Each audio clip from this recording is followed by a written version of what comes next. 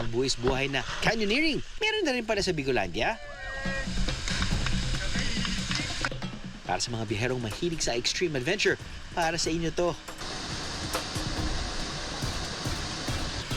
Dito yan sa bayan ng San Lorenzo Ruiz sa Camarines Norte.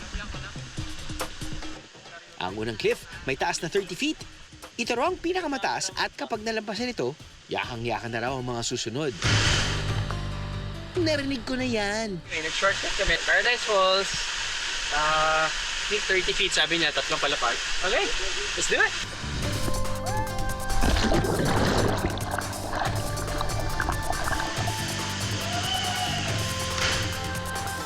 Sumakses tayo, biheros.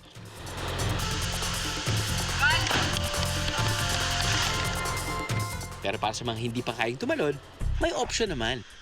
Dahil kami po ay hindi tatalon at mga nalulula, dito kami sa option B. Ang option, lakad pa more, biheros. Wala akong masabi sa option B. Option B, blanco. Blanco yung mind ko pag option B ka. Kami naman mga nangahas.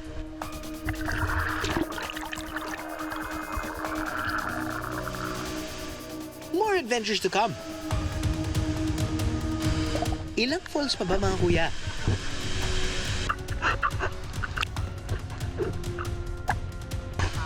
Matapos ang 4 na oras na buwis-buhay na adventure,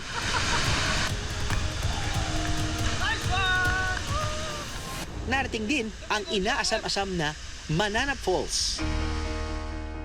Yung recently concluded na Mananap Falls canyoneering experience namin ay not for everybody. Dahil yung tatalunin na papunta sa falls, medyo mataas din siya. Ranging from 30 feet, 40 feet.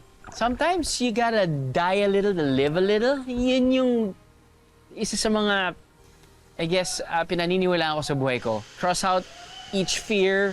Hopefully, you cross out a lot of fears every year in your life. Anyone can do it. It's just that you have to have that mindset na kailangan mong overcome yung fear na yan. And kapag nandun ka na, don't overthink. Pretty much an awesome 3.5, 4-hour experience canyoneering. If you're, gunning for an adventure, this side of Bicol, Camarines Norte, you've got the right place. Solid, di ba? Kailangan mo munang literal na tumalon-talon sa mga talon bago mapatalon sa tuwa. Pero sa canyoneering pa lang yan pagtalon, ha? Eh, paano pa yung papunta? Sa Barangay Mananap ang jump-off point para sa activity na ito. The hero tip, makinig sa mga guide dahil may mga paalala sila sa mga madaraanan. May mga matinik sa gilid, tapos yung presence of climatic, simula na po papunta doon. Tapos yung dahon ng lingato. Yan. Kailangan huwag natin madikitan siya. Kasi pag nadikitan natin siya, baka 1 linggo na, nandiyan bakat eh. Simula pa lang yan, ha? Parang welcome to the jungle ang experience na to, ah.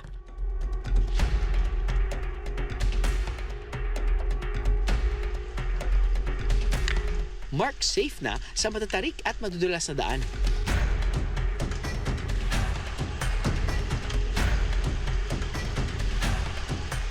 Pero hindi lang yan ang sorpresa dito.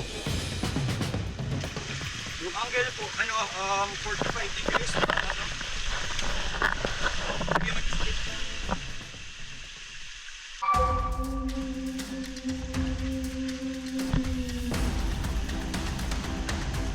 Struggle is real, biyeros.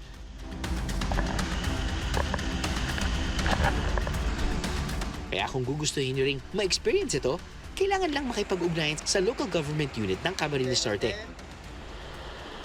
Para may makakasama kayong guide, mabigyan kayo ng protective gears at less hassle na coordination ng mga bagay-bagay.